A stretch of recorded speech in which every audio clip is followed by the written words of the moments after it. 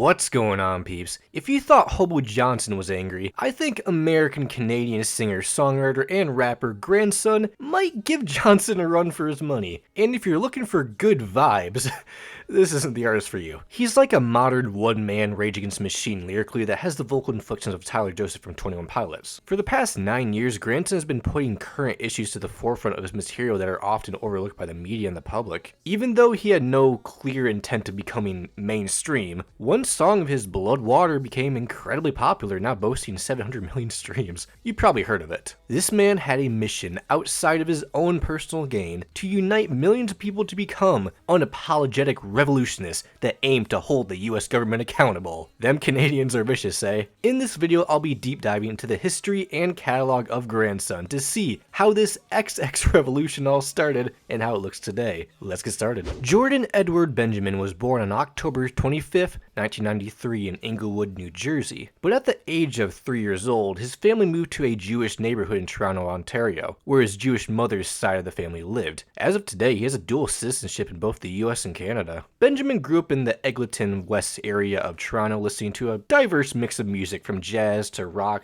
to rap to dancehall to R&B. He mostly focused on acts that encouraged political and mental health discussions like Rage Against the Machine, System of a Down, and Linkin Park. While totally not illegally downloading music on LimeWire and Kazaa, you can say music runs in the family, as his father Robert Benjamin had a band in the 70s that even got signed to a record label. But unfortunately, it was bought by another, and his debut album never got released. Moving forward in his studies, Jordan attended Northern Secondary School and later studied education at McGill University in Montreal at 17 years old in hopes of becoming a primary school teacher. He later transferred to Concordia University to study communications, as teaching turned out to be more challenging than he thought. So how did this aspiring teacher later become a musician? Well, Benjamin started playing guitar and piano in high school before getting hooked on pot, shifting him into a hip-hop attic at 13, where he just started freestyling as a party trick. This would lead to him and his friends rapping on crappy beats made in Ableton. But this wasn't the end of his musical ambitions. While at McGill, he cleaned tables and DJ'd at Montreal nightclubs during 2011 as a hobby to be around music more. During this time, he began writing hip-hop material and experimenting with a producer he met in college, Triv Beats, in 2013. He ended up posting a video on his rooftop for a music platform called Wavo, which functioned like Reddit. With the hip-hop section being mostly empty, his friends upvoted his song, making it technically the #1 hip-hop track on the site. The site's Facebook page with around 50,000 followers promoted it, somehow catching the attention of an A&R scout. The scout sent the video to his father, who ran a primary hip-hop management company, Ladium Entertainment, that would sign him to a $10,000 development contract. From there, he dropped out of university and moved to Los Angeles in March 2014 to begin his music career, sleeping on a guest mattress paying $400 a month. He vowed that if he failed, he'd move back to his parents' basement. He eventually connected with a small group of musicians to collaborate and perform throughout LA as a ghostwriter, doing various genres including country. However, this hip-hop project of his wasn't able to get out there, as he realized it wasn't authentic or expressed who he truly was, leading to a moment where he almost gave up on music. He didn't really know who was supporting his career, signing his checks, anything. Benjamin would fail many times just to get back up and write again until something worked. He wanted to do something more truthful to himself that had a cathartic purpose. Meeting his manager Ahmed Crispin of Prem H Music changed everything. He encouraged the boy to try singing or be the best rapper or do something entirely unique. Through this, he discovered his true musical identity, working closely with producer Boone. Benjamin and his new team took 7 months to develop and evolve his sound. He wiped his social media, removed his old music, and spent months freely creating without label involvement, which led to the birth of Grandson by late 2015. This name came shortly after his grandfather passed away. He would immerse himself in rock influences Rage Against the Machine, Nirvana, and Led Zeppelin, as well as alternative acts like 21 Pilots, while also exploring the rap and R&B scene within Toronto. He wanted the freedom to separate his identity from the art he was making. Benjamin had about 40 names, but none of them felt right, until Crispin had a dream where he performed under the name Grandson. When it came to writing, he learned his lesson from his brief rap stint. He now draws from his own life to create a narrative while aiming to make his music relatable to others. He often reads a book, thinks, and writes down his ideas in his iPhone notes. grandson would stay connected with producers Boone and Highland to find his sound, ultimately becoming people he works with still to this day. For his shows, he aimed to create a chaotic, mosh pit-driven catharsis for his audience, a vibe directly from early punk and grunge with modern hip-hop elements. In his eyes, he believes the world needs rock and roll more than ever, as displayed through his gritty yet nasal, raspy voice. Lyrically, he wants to take on the divided world we have today, head on, aggressively addressing the issues of financial inequality, government accountability, environmental concerns, and social justice before it's too late to fight fair. Besides politics, he can touch on his own personal life through his experiences growing up, his relationships, and the caving of adolescence. From there, he went back to Ladium to share his new sound, but they didn't really care for it. At least he got to release a few of those songs. In 2016, he released Bills, Things Change, and Bury Me Face Down, which quickly gained millions of streams across stream platforms through word of mouth and playlisting from his manager. The hard trap knocker combined with a slick guitar riff and solo towards the end, Bills explores how everyone is greedy and wants more money. Enough is not enough for some. Things Change goes through the unhealthy dealings of a breakup after realizing that things changed as the person they love became distant. Bury Me Face Down is slightly more bluesy, but hits hard as its resilience to a point of death, where an underdog character in an 1800 Salem trial delivers a deant file message, warning his captors that if they don't bury him face down, he'll come back for them. He was largely inspired by Quentin Tarantino's resilient protagonist. As a no-name artist, he had to gamble thousands of dollars out of hope he could earn that much back in the long run. He also had to pay for his music videos and radio play if he got lucky. Grandson wanted to release music every 1.5 to 2 months to stay on people's radar. He ended up developing a strong fan base of outsiders that he calls his grandkids, followed by more singles like Best Friends, questioning how society divides people and encourages short-sighted behavior, with the protagonist realizing his mistakes but ultimately remaining stuck in his self-destructive habits. Another trap rock knocker, Kiss Bang, explores cheating and getting caught, resulting in his partner threatening his life. This was the first song he actually made as grandson. There's also the less laid-back cover of Bob Marley's War in response to Trump's presidency, while receiving several festival opportunities. You're going to notice grandson uses a double X a lot throughout his catalog going forward. It represents the grandkids' disillusionment as they realize the world doesn't follow a fair or just system like they were taught. However, he was dropped by his label Ladium in August, a decision that would backfire on the label's part. This was a disappointment to the young artist as his father had the same thing happen to him decades prior, before he got to release a full project. In the mess of it all, grandson released Blood Water on October 27th independently. This song would later change his life, funny enough, catching a good amount of buzz online, but it wouldn't truly pop off just yet. On February 14th, 2018, there was a school shooting at Parkland's Marjorie Stoneman Douglas High School, now considered the deadliest school shooting in American history. In response, grandson wrote thoughts and prayers directed toward politicians who do nothing to stop these incidents, yet they send out their prayers anyway. It was released on March 23rd, featuring the Los Angeles Children's Choir, with all sales directed towards the Youth for Safety and Justice Fund. He would debut the track at a 2018 March for Our Lives pre-event, later performing it at the actual march. His powerful presentation impressed Fueled by Ramen, who he already had a good relationship with, enough to be offered a record deal. In April 2018, it was revealed that grandson had been signed to Fueled by Ramen, ending up with a much better team than he had with his previous label. Fueled by Ramen released the music video for Blood Water on their YouTube page, increasing the song's popularity by tenfolds. The anti-capitalism anthem generated enough hype to climb the Billboard rock charts.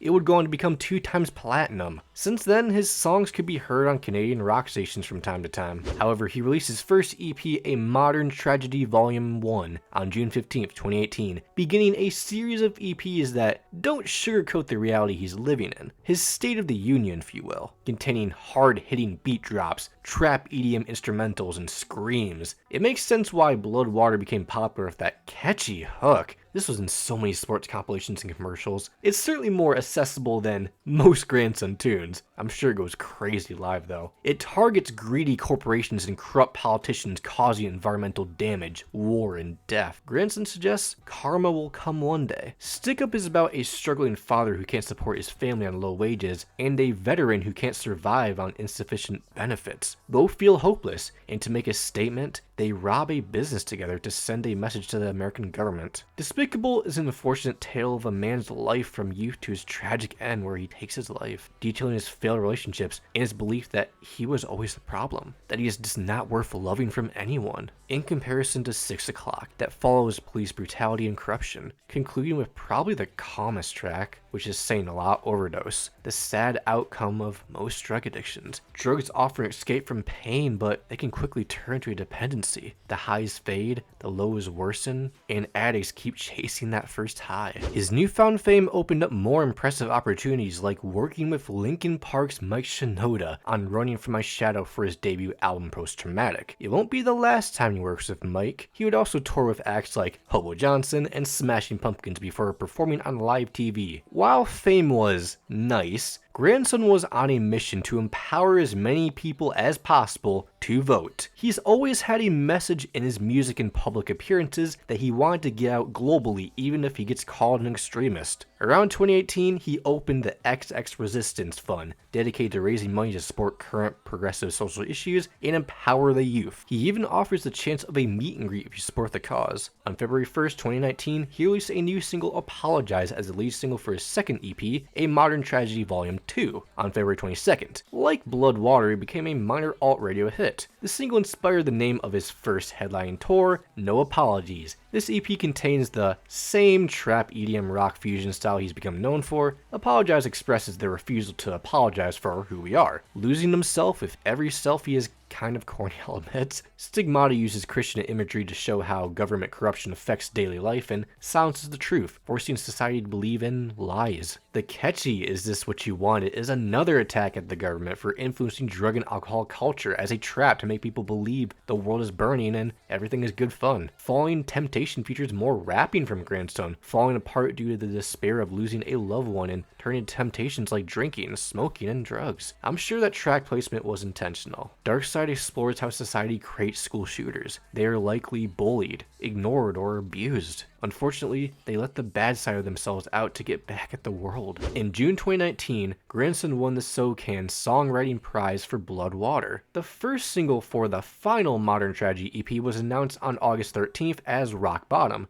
and released 3 days later on August 16th, followed by the second single, Oh No, in September. Rock Bottom is infectious. It's about hitting society's absolute lowest point while rejecting the idea of a normal life. Oh No is a man trapped by his own self-destruction, inspired by Grandson's own breakdown that year. Put Me Under expresses the desire to numb the pain and escape from life's burdens. Destroy Me is the closest we'll get to a ballad with a calm electronic vibe, a desperate longing for escape where the narrator craves toxic addictive relationships or experiences to numb their pain, ending with a rebellious defiance against societal and political corruption. Die Young, willing to pursue a relentless pursuit of truth and change, even at the cost of their own life. Following the third and final EP of the Modern Tragedy trilogy, Grandson started working on his debut album. During the pandemic slowdown that affected our world, Benjamin used the downtime to refine the record. Grandson also began his XXY campaign in early 2020. This campaign features monthly acoustic collaborations leading up to the 2020 presidential election. Each song title ends with text voter XX to 40649, urging listeners to vote. Texting the number gives them voting details for their area and enters them into a contest to win a signed Epiphone guitar from Grandson and the featured artist. Each song is paired with a new episode of the XXY podcast, where Grandson has a casual conversation with his collaborators and other creators, discussing the who, what, when, and why. A month after the spree of releases concluded, he released the lead single Identity for his debut album in June, followed by Riptide in July. On September 23rd, 2020, Grandson announced on Facebook that his debut album, Death of an Optimist, would be released on December 4th, 2020. The same day, Dirty was released alongside a music video, and honestly, I am not giving his music videos enough credit. They're awesome, and go check them out. There's so many layers, just cinematic detail, like, they're great. I did not give them enough recognition in this video. Dirty became his first top 10 on the US alternative radio stations. For the next few months, the album was cryptically teased through social media. Following the democratic victory in 2020, Grandson released We Did It on November 13. After years of fan hype, his debut album was finally here. There was also an exclusive film titled Death of an Optimist, the movie, that was released on December 18th, 2020, featuring behind-the-scenes footage, interviews, and a live performance of the album. Commercially, it only managed to reach the US Heatseekers and UK R&B albums chart, but it's clear he could care less about the charts. Seriously, I'll give him credit for not placing his biggest hit on his debut, a decision I know some artists would do to give an extra streaming boost. Beginning with an introduction to the record's story, rooted in Grandson's fear of looking foolish on stage, playing out nihilistic doubts for a song sung to an empty room where the character X emerges as a voice of despair that Grandson doesn't want to become. He doesn't want to lose hope. The cinematic experience builds to a chaotic cacophony of a climax featuring his family singing along. Since he was young, Grandson questioned authority and felt trapped in his hometown, longing for something bigger that might turn out to be lonely and exhausting, but it fueled his belief that he can do anything. Yet life is far more complex than he once believed. As childhood optimism gave way to the overwhelming weight of adult struggles, he feels powerless, in over his head. I heard this song years ago and I still love how infectious it is. The drop is so driving and dirty, I can't resist the groove. The booming bass-filled identity tackles the struggle of discovering who he really is, himself, the grandson persona, or the X persona. He can't tell if he's positive and outgoing or if he's just indifferent and detached. This battle of his inner demons to challenge a system built on conformity created the grandson character we know today, as he reflects his own struggle to find his voice in the fear that his efforts might be in vain. On Left Behind, Grandson struggles between wanting to create change and fearing it's already too late. You want to stay hopeful, but it's okay to have doubts. You want to stand for something without feeling alone in the fight. Dirty is an up-tempo rallying cry, urging people to take action instead of staying passive about the country's issues. The Battle of G and X interlude is a struggle between Grandson and X, serving as the turning point where X takes control of the album. Even when things look like a complete victory, for example, the 2020 election results, Grandson doubts real change will come from it. On the dubstep explosion, we did it. As the rich continue to get richer and the poor are still poor, you almost feel robbed that your efforts don't matter yet. Rap Rock Infused World War III details a young American drafted to fight in a pointless war with no clear reason.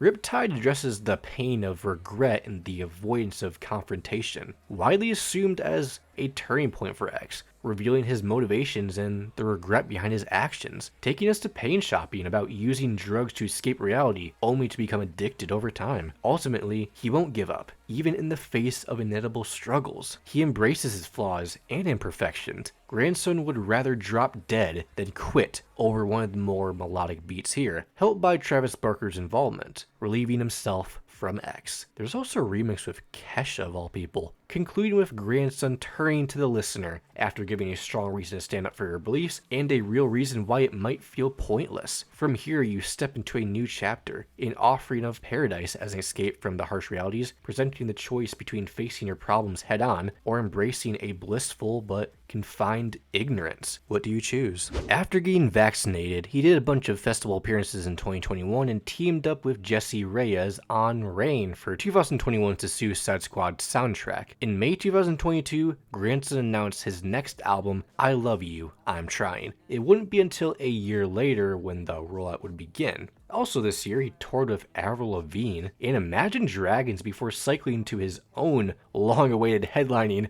death of a tour. The pandemic really screwed up this guy's momentum. Imagine finally being able to promote your 2020 album in 2022. Anywho, on February 23rd, 2023, Grandson released Eulogy as the lead single for his sophomore effort, followed by Drones, Something to Hide, and a tour beginning in May. Given the political background of his catalog, it may come as a surprise to you that this is completely separate from those topics lyrically, aiming for his most personal record yet. It was released on May 5th, 2023, the album his 16-year-old self needed, a record he was afraid to write. It's about facing life's challenges and wondering if this is all there is, if it's enough to find happiness. The intro to Along Their Way features an old recording of Grandson's father, Robert, at his age, paired with piano alongside harmonies from his girlfriend. Eulogy captures the overwhelming feeling many share today, where all these evils exist side by side, wanting to create a fantasy of escaping it all. Something to Hide takes on addiction, mental health, and trauma through Grandson's family upbringing, where he found himself addressing the issues no one wanted to talk about. These songs feel so short, by the way. Jones depicts his struggle with self-harm, family trauma, and life on the road. There's this lie he would be told about, like a distant explosion that would happen and it just gets blamed on fireworks. A father trying to shield their child from the harsh realities of the war world. Love that switch between the verses and the catchy hook. The title track is grandson longing for simplicity amidst struggles of mental health, temptations on tour, and the difficulties of navigating long-distance relationships, feeling overwhelmed yet determined to do the best one can. Half My Heart was co-written with Mike Shinoda and addresses the cycle of self-destruction. When the bomb goes is where you break down and have to rebuild, realizing that throwing tantrums only harms yourself. Enough is a call to take action in your life. No more partying and wasting your life. Murder is a tale of a one-hit wonder who loses his mind trying to attach himself to fame. Kinda reminds me of Song 9 by Hobo Johnson, except with less eyes being ripped out. I found the emotional outro to be pretty powerful and a message to check in with your friends because you never know when you'll last hear from them. Granson's partner Rafia assures to be there for him on the acoustic "I'll Be Here When You're Ready to Wake Up." Heather details the deep bond between Grandson and his fans, more specifically his biggest supporters, as well as those who are no longer around, especially Heather. Love the piano focus on this track, strikingly different from almost every song he's ever made, a real standout. Ending with "Stuck Here With Me. If this is the only life we have, are you going to waste it wishing for someone else's? Life is worth living, and you have a lot to be thankful for, even if you feel stuck being you." In January 2024, Grandson announced his third album on social media, calling it All Resistance Songs and the heaviest and hardest yet. It was confirmed for this year. Given the election results, I'd expect his